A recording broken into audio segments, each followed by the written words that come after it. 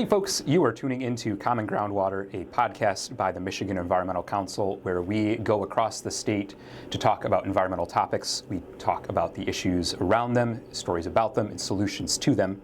I'm here today with Eli Cooper, Transit Manager of Oakland County. Welcome, Eli. Thanks for being here. My pleasure. Thanks for having me. Yeah, for sure. So you are taking part in an episode that is part of a larger mini-series of sorts on transit. We've gone across the state over the past few episodes to Cadillac to look at rural transit. We've gone to Lansing to talk about transit funding at large in Michigan. And then we've gone to Detroit to talk about young people and how they interact and interface with transit. You're here today to talk about a more suburban and urban perspective of all things transit. So really appreciate you taking time out of your day to join us. Well, it's great to be here. I hope that I have some interesting information for your listeners. Based on our conversation as I set up, I think we will. So I'm really excited. As I've asked all the guests on this little mini-series of sorts, I'd like to start out with just like a little bit of grounding, for the both of us. So what is your transit story? How have you interacted with transit, whether personally or professionally over the years? So when I was introduced as Oakland County's first transit manager, I was a staff meeting with 90 economic development colleagues of mine, and I introduced myself as somebody who was born to ride. I was born in the Bronx, New York, and through the first grade, all of our transportation was satisfied by buses and subways in the city of New York. So it comes to me naturally. Very nice. And you mentioned before our episode started that you came to Oakland from Ann Arbor through Washtenaw County as well, from a lot of transit experience in that part of Michigan. Yeah, so I started my career back in 1985 as the transportation planner for Bucks County, Pennsylvania. Okay. And my first professional assignment was to prepare a public transportation plan for a suburban Philadelphia county. So I've been riding and working in the transit industry for decades. Yeah. A lifetime, one would say. Yes, yeah. Yeah, born to ride, as you mentioned. Yeah, really, I mean, kind of a night and day experience for me. I grew up in rural Macomb County, and even though there was transit offered there, my grandpa was a smart bus driver for a while. I never actually used it or interacted with it, but as I went through college and then have started my career, I find myself interacting with it more and more and really enjoying it. Well, now that we have that grounding underway, I'd love to maybe ground the audience next in Oakland County itself. It's over 1 million people reside in this county. To my understanding, it's pretty diverse in terms of like the communities that make up it, people that are here, et cetera. To help us get a better sense of the transit that's offered, what's the county itself like? So in Oakland County, we as a county adopted a first countywide millage in November of 2022. And since then, the Oakland Transit Office was created where I work. We have 5 contracts. 4 are with smaller providers that provide what we call community response service in places like Holly and South Lyon, the Rochester area. Demand response, primarily elderly folks that have medical needs to get to the doctor's office. Over the course of the past 2 years, we've worked with them to expand their service by purchasing vehicles, expanding their footprint. It's been a really fantastic program as more and more of the county is able to take advantage of public transportation services. The large operator, the metropolitan operator that operates in the southeastern part of our county is SMART. And SMART, as you know, serves Oakland, portions of Wayne and Macomb County, all of Macomb County. They have 5 primary lines of transit service. Ranging from their high-speed, efficient, fast service that runs up and down Woodward and some other corridors throughout their service area. Their fixed route buses, which run on many of the primary arterials that help folks to move both around Oakland County, but between Oakland County, Macomb, Wayne counties, downtown into Detroit. They also provide paratransit, which is ADA accessible transportation for folks who, for a variety of perhaps physical limitations, can't either get to or ride on a bus. So there is ADA paratransit. And they have 2 more contemporary forms of transportation. One is called Connector, which is demand responsive, like the ADA service, but it's available for any citizens. And Flex, which is the microtransit, the equivalent of Uber, Lyft, but offered by a public transportation authority at public transportation pricing, not the value pricing that you find at an Uber, Lyft. And the flex services are in the Troy area, Farmington area, and the Pontiac area. Very effective way for folks in light density areas to be able to have on-demand transit at a reasonable price. I feel like two through lines came out in my mind from that. We can hit on both of them separately, but the first one was that just how varied the system is here in Oakland, and to a larger extent, Metro Detroit at large. You have your curb-to-curb services, your on-demand services, you have your rapid bus lines. I'd imagine that is, I don't know, a very layered sort of approach you have to take as the one managing the system as a whole. Well, the great news for me is managing the system and administering the program. I work with 5 exceptional partners, and they, working with us, have been in the process of improving the transit since the millage passed and looking at a significant increase in fixed route service offered by SMART out into the city of Novi, up to Rochester, Oakland University, along Highland Road. So there's a lot of growing that's going on in the flex system. The Smarter Mobility program is probably winding up as you're going to go on the air with this, but SMART has spent the last year and a half with Michael Baker International studying ways to more efficiently and effectively meet the public's demand for transit in their service area. Great, that's great. And you also mentioned too how SMART, which is one of the transit services provided, goes beyond just Oakland. And that's like the other part that I find really interesting about your role and then Oakland's role as a, maybe transit service provider. Oakland is not the county government, but just as a community in general. There's also larger things in the works too. There's like a sort of regional approach to transit in addition to having a county-specific transit as well. Could you talk a little bit about that? Within our community transit providers, for example, WOTA, the western end, adjacent to Livingston County has LETs. So there's coordination that goes between WOTA and LETs to enable people who may need to get to Brighton, but they live in White Lake, in order to make that ride. There's also a lot of the cross-community services. Again, SMART's a multi-county provider, and so folks that are in Macomb that work in Oakland, or folks in Oakland that want to go down to a Tigers game, SMART can get them there. So there's both at the local level liaison to adjoining counties and service areas, as well as our metropolitan providers, truly metropolitan. Yeah, it's a great reminder that county lines, city lines, what have you, are just lines. The way people travel goes far beyond that. 40 years plus in the transportation and urban planning world, and one thing is for certain is that transportation issues do not respect jurisdictional boundaries, period. Whether you're working on roads, state highway system, it connects the state, but it's not really just the state, it's the interstate. And if you think about it, for those folks who are either unable or unwilling or not in a position to own and operate a car, the transit service provides that connection to adjoining states, adjoining areas. Yeah, I think back to my time in Southwest Michigan. As I was there, a partnership had just kind of been created between Berrien County, Michigan's transit service and St. Joseph County, Indiana's transit service. I would always travel to go, to South Bend, to Mishawaka in Indiana to go grocery shopping and do all my major shopping. But to think that other people weren't able to do that because they didn't have a vehicle, or because they, didn't want to have to go slug through traffic for half an hour by driving. I didn't think about that. And then when those services came together, it all clicked for me. Very neat. You mentioned this a little bit as well, but one other point I wanted to touch on in our conversation was kind of like the needs and wants of Oakland County residents or people visiting the county. You mentioned that some of your services are specially designed for older folks. You have like your fixed route systems, which I'd imagine you have like a regular set of people tending to use those. What are kind of the wants and needs? When you say regular people, which are the irregular people? That's true. Yeah. People are regularly using those services. Yeah, so for regular and special people, any trip purpose that you can think of are the bases for our public transit ridership. Yeah. We do surveys and we find out how many % of the trips are medical based. Some people rely on public transit in order to get to life-sustaining dialysis treatment. So that's basically public transit as a means to staying alive. For others, annually you go to the doctor, you might have a follow-up appointment.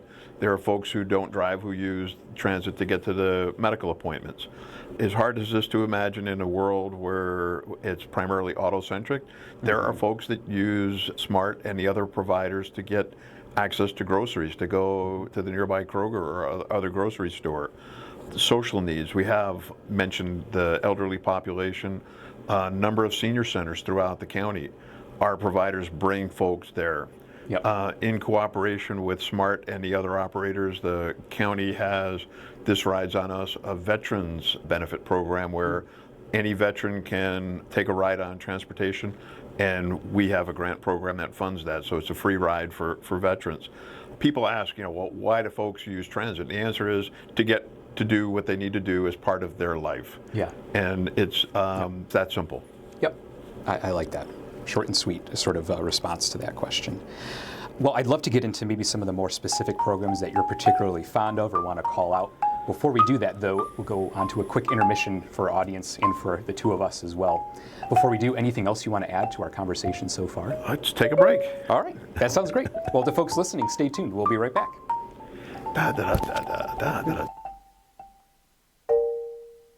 Welcome back, folks. You're tuning into Common Groundwater. I'm here with Eli Cooper.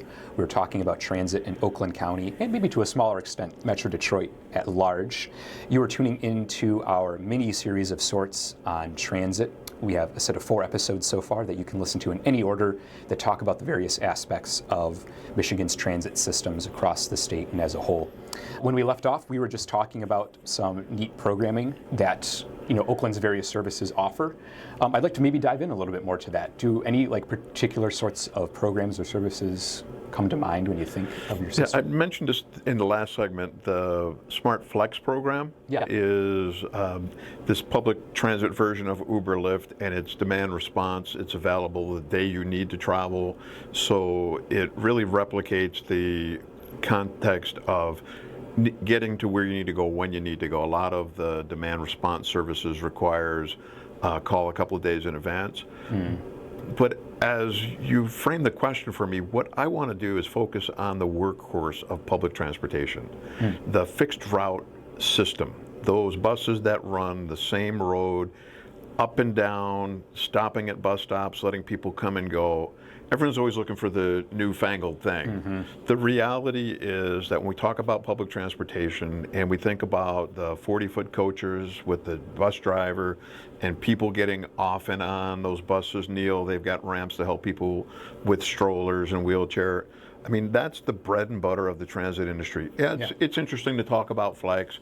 It moves people around in the 3 communities that I described earlier on. But when we talk about the fixed route system, those buses operate at different speeds at different times of day, and it's often overlooked when we try to say, well, what's really unique? What's unique is that this thing gets up every morning at 6 o'clock and it runs into the wee hours of the night, and it's moving people all day throughout the entire county and throughout the community. Yeah, that's a great point. I really respect that. I appreciate that, because I'm sure that's kind of how the system was founded, right? It was through those fixed route systems to begin with, and why stray away from those. That's great. Switching a little bit, we also, well, first I should say, do we want to talk a little bit more about those fixed route systems? Anything else that you really want to particularly call out or mention? Well, again, I think it's important to note that they are consistent. They're reliable. And a lot of folks see the bus go by, but they don't think or picture themselves being a transit rider.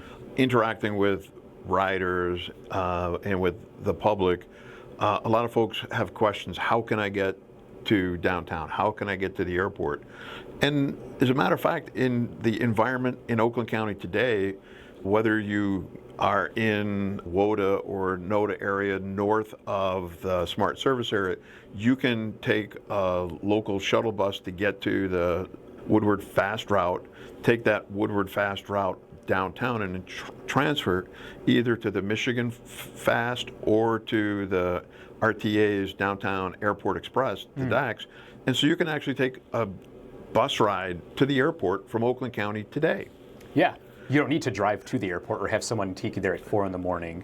And at public transit fares, you're getting there and back for $10. Yeah. Oh my gosh. And again, the idea of parking, and this isn't about anti-parking at the airport, but in thinking about fixed route transit, it's running, it's fast, it's reliable, and you can use it to meet your daily needs, or if you're going on a trip and you don't want the aggravation of driving out to the airport, am I going to get my flight? Jump on the bus. Yeah, yeah. You mentioned too, maybe this is a great place to plug this in. You mentioned at the start of the episode that a transit millage had passed in Oakland a few years back. I think that is why you are here today, in fact. How does that play into the fixed route services? Great question.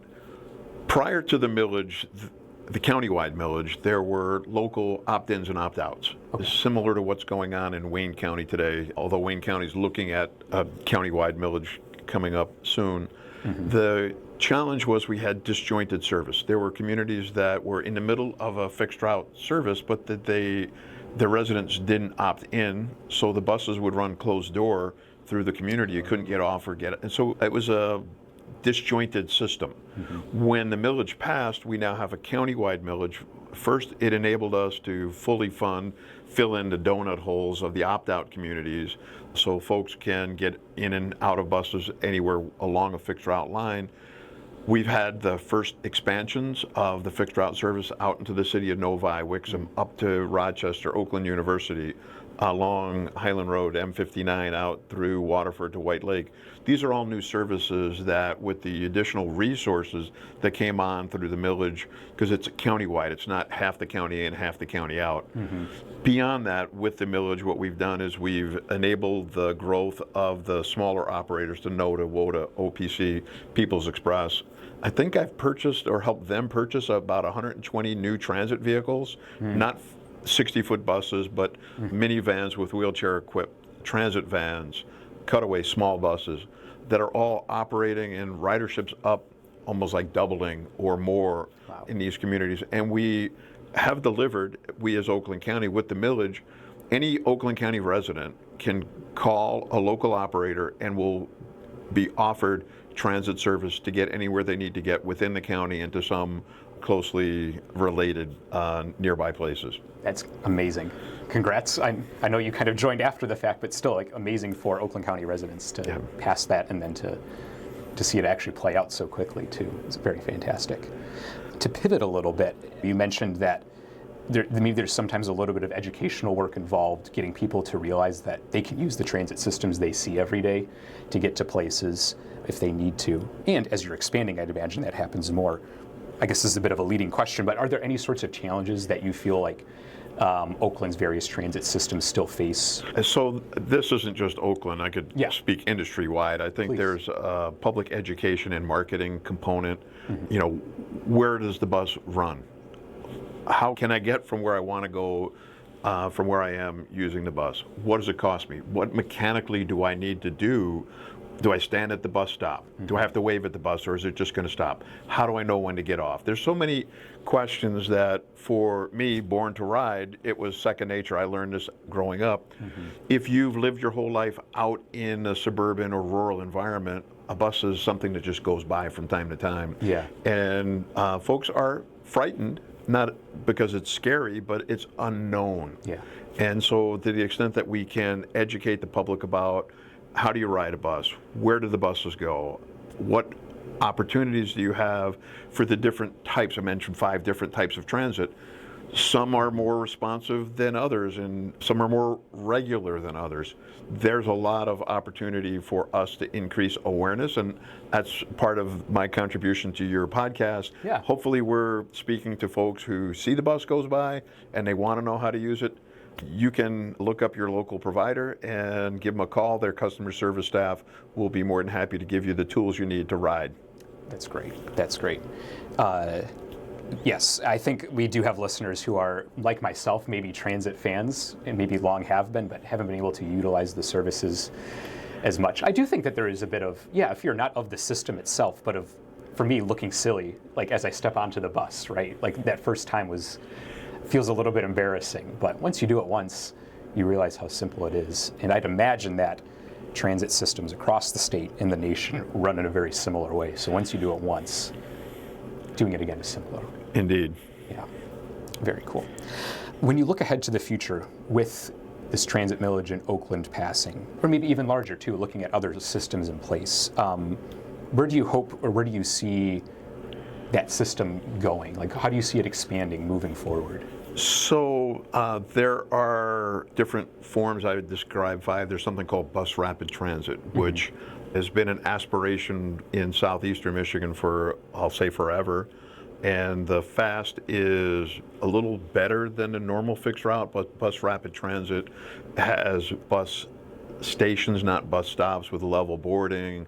The buses have either an exclusive lane to operate in, unimpeded by traffic, or there's high-tech gizmos where the bus, as it's approaching a traffic light, the light stays green so the bus can go through without stopping for the red light, enabling the transit trip to be quicker, even though it's stopping from time to time to pick people. So the bus rapid is an emerging opportunity that we have in the region. I do think that if I take it back a step and address some of the safety considerations, I was at a meeting earlier today and they were talking about the smart fixed route bus stop sign sitting in the sod.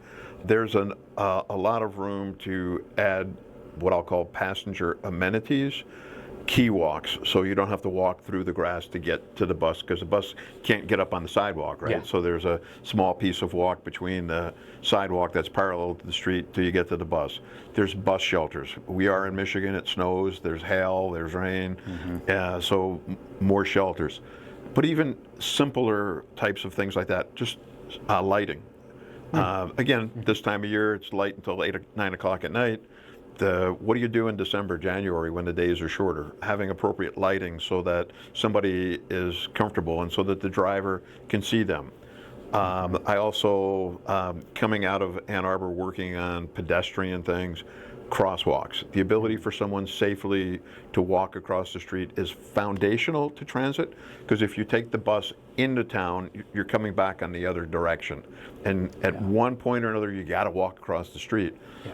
Are there properly marked crosswalks? The drivers know to be mindful that there is actually somebody walking across the street here, so it's not polite for someone in a vehicle to meet with somebody who's walking. Yeah, that's yeah, right, yeah. It seems to, correct me if I'm wrong, if I'm giving the wrong spin on this, but it seems like the future orientation is, I guess on one hand, it's kind of like making sure that the level of prioritization of transit is a bit higher, right? So like, for example, with bus rapid, it's making sure that the bus has the priority in some ways to get ahead of traffic or to stay in time with traffic. With crosswalks, it's making sure that people using the buses can get from place to place easier. Is that a fair sort of spin? Yeah, it's back to the basics, but because we're starting so far behind, you know, in the home of the big three, right? This is a very auto-centric environment.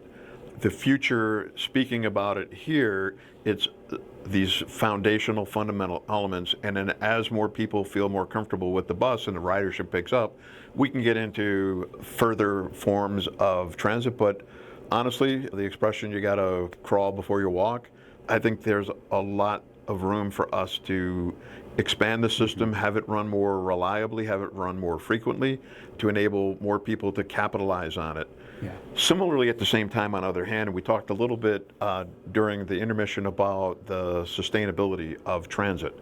The longer-term view of transit isn't only about transit, it's about transit-oriented communities, so that we have more places that have the type of housing. They call it the 15-minute city nowadays, where you can walk around comfortably, where you have a variety of type and tenure of housing, including workforce housing, so that more people that are closer together, that have a transit route that connects them to other interesting and exciting places. That's part of a future that transit is a piece of that picture, and that image is sustainable from so many different community attributes, and it's foundational into achieving the success where if you try to create a 15-minute neighborhood based on walking and everybody's looking for a place to park, it's an antithesis to the overarching strategy you're looking for. Yeah. Room for cars for sure, but to create that emphasis and opportunity on more sustainable forms of both living and traveling. I love that. I feel like that's a nice visionary point to maybe wrap things up with. However, I do want to do my due diligence. Anything else that you want to talk about today? We've covered a fair amount, but I know that there's always so much to cover. Well, I'd like for the listening audience to understand that transit is first and foremost available throughout our region. It is reliable.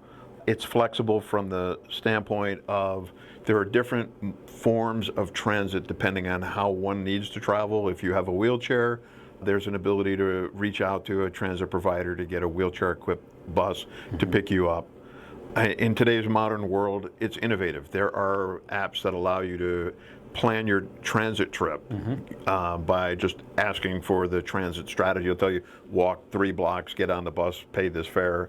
It's easy to use. Give it a try. It's a great way to get around. And what I can say is when you hear today that the average cost of a new vehicle is $50,000, transit's a way to get rich as an individual. If you avoid the whole car payment thing and the 70 cents a mile that the operating insurance costs are really high in Michigan, and you bank that, you can either take a lot of really nice vacations or you could retire at a younger age, and you can thank the transit system for helping you get there. Yeah, that's wonderful. As someone who has just bought a vehicle and is paying the price, yeah, it is great. That would be great. And I feel like what you had just mentioned too really fits into something I've heard time and again on this mini-series, and I think our listeners have too, and it's that, like, transit is wanted, transit is here, and transit is itching to expand, I think, and the people riding it